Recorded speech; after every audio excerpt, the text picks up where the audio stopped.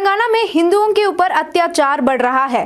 कारण तो बहुत हैं, पर इनमें से मुख्य कारण ये है कि तेलंगाना का केसीआर सरकार वोटों के लिए माइनॉरिटी को चाटते चाटते हिंदुओं का स्थिति यहां तक लाया, जहां आज एक कॉलेज में एक हिंदू लड़के को 10 शांतिदूत पकड़कर पीटे और अल्लाहू अकबर कहने जबरदस्ती किए थे।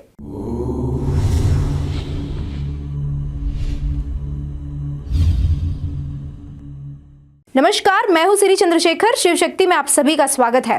कुछ दिन पहले ICFAI हैदराबाद कैंपस में हंगामा मचा था। हिमयंक बंसाल नामक एक विद्यार्थी पर कुछ शांतिदूत हॉस्टल के अंदर घुसकर मॉब लिंचिंग किए और उस विद्यार्थी को लैंगिक रूप से परेशान भी किए थे। उसे मार मार कर अल्लाहू अकबर का नारा लगाने जबरदस्ती भी किए थे। अल्लाहू अकबर।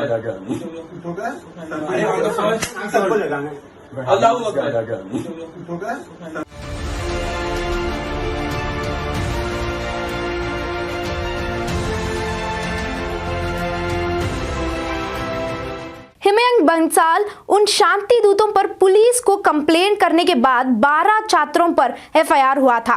आखिर हिमयंक का इस हालत का कारण दीपाशा शर्मा नामक एक लड़की, जो हिमयंक और उसके बीच हुआ चैट को सोशल मीडिया पर रखी थी। उस हिंदू लड़के का गलती बस इतना था कि उसने जाकिर नायक का स्टेटमेंट को दिमाग में रखते हुए इनके पैगंबर के बारे में कहा कि वे एक छोटी बच्ची से शादी किए थे। ये बात तो इनके खुद के कई सारे मौलाना ने भी कहा, पर अगर वही बात हिंदू कह रहे हैं तो इनका दिक्कत क्या है?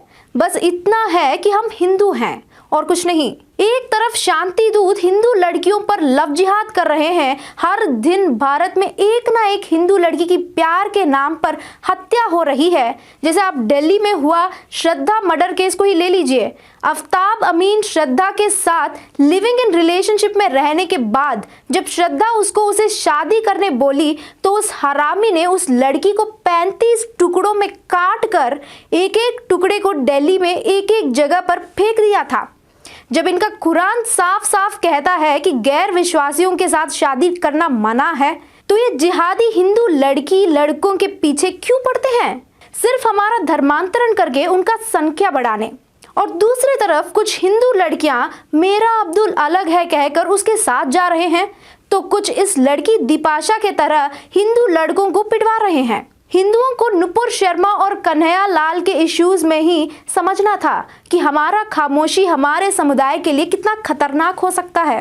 अगर हिमयंक बंसाल इतना ही भाग्यशाली होता तो ओवैसी आकर एक स्टेटमेंट हमारे मुंह पर फेंकता कि ऐसे करने वाले सच्चा शांतिदूत नहीं है।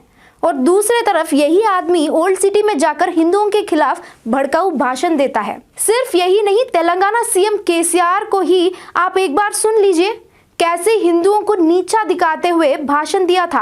कितने राम लक्ष्मण दुर्गा लक्ष्मी फुलला क्या क्या है, अब तो नए आ गए। गणेश थे, वो थे, महाराज अब हनुमान जयंती आ गई, रामनवमी आ गई, लक्ष्मी मालूम थी। ये भाग्य लक्ष्मी आज तक नहीं सुने। 3 पुजारियां बोल रहे अयोध्या में यहाँ आखिर राम की माँ कहाँ गई, किधर जन्म दी? మనం ఈ హిందూగాళ్ళు బొందుగాళ్ళు ఈ దిక్కుమాలిన దరిద్రంగాల చేతుల పడి విలవిల్లాడుతున్నది ఈ దేశం। हिंदुस्तान की 1000 बरस की तारीख में दुनिया ने उतना खून खराबा न देखा होगा जो खून खराबा इस मुल्क में हो जाए। हिंदुस्तान हम 25 कौड़ है ना, तुम 100 कौड़ है ना, ठीक है, तुम तो हमारे से इतने ज्यादा है। 15 मिनट के लिए पुलिस को हटा लो, बता देंगे किसमें हिम्मत है, कौन ताकतवर है। MIM మేము డెఫినెట్ గా ఫ్రెండ్లీ పార్టీ, మేము కలిసి పనిచేస్తాం। और पुलिस भी वहां कुछ कम नहीं है। जब कुछ जिहादी राजा सिंह जी के खिलाफ सड़कों पर आ गए थे तो DSP साउथ जोन चैतन्य कहे कि राजा सिंह जो कुछ भी किया वो गलत था।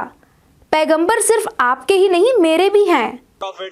मोहम्मद है, अब किसी का नहीं है, मेरा भी है, आपका भी है। सुभान अल्लाह, सुभान अल्लाह। कुरान में हम लोगों को तुच्छ कहा गया और यहाँ हिंदू ऐसी बातें करते हैं। हम हिंदुओं को तभी समझ जाना चाहिए था जब सीएम केसीआर का बेटा केटीआर ने मुनावर फारूकी, जो गोधरा कांड और हिंदू देवी देवताओं का मजाक बनाकर फेमस हुआ था, उस कमीने की कॉमेडी शो के लिए 1000 से अधिक पुलिस का सुरक्षा देकर फ्रीडम ऑफ स्पीच के ऊपर हमें भाषण दिए थे। अब सरकार ही ऐसे बात और काम कर रहा है तो डरे हुए माइनॉरिटीज शांत बैठेंगे? अब केसीआर केटीआर बाहर आकर क्यों मुसलमानों को भाषण नहीं देते फ्रीडम ऑफ स्पीच के बारे में? कम से कम अभी तो जागो हिंदू, अपने हिंदू भाई बहन का साथ दें। मैं दिल से चाहती हूं कि हिमयंक बंसाल को मारकर लैंगिक रूप से परेशान किए उन जिहादियों को कर्मा अच्छा सबक सिखाए। एक और वीडियो में फिर मिलेंगे। जय श्री राम।